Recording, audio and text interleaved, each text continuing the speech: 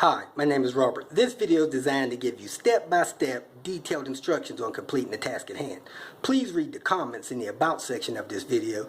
It has valuable information and updates. My YouTube channel has a disclaimer video that I encourage you to watch. And please like, share, and subscribe. I hope you found what you're looking for. Thank you very much for watching.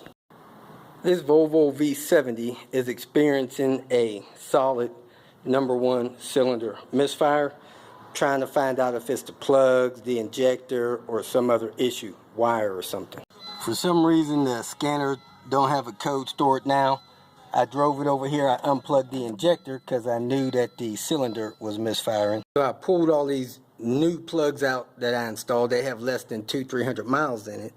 This plug here looks very different than the rest, kind of burnt or something. And the plug had a bad gap when I got it, so I don't know if it was damaged.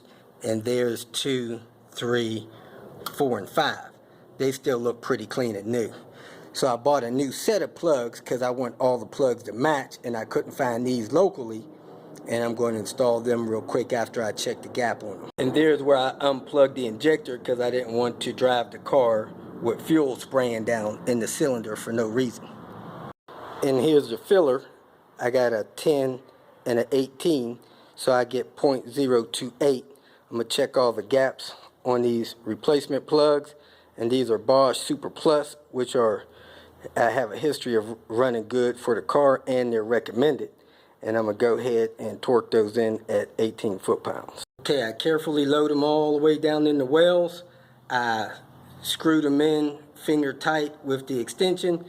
I torqued them all down to 18 foot-pounds.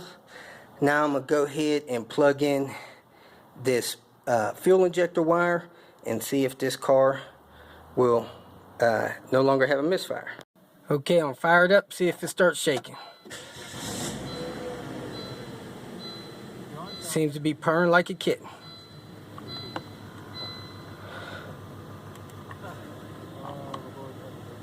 Says it has 3 codes, a 301, a 301, and a 201 from me unplugging the injector.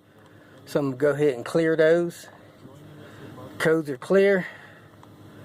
Now we'll go ahead and drive it, see how it runs.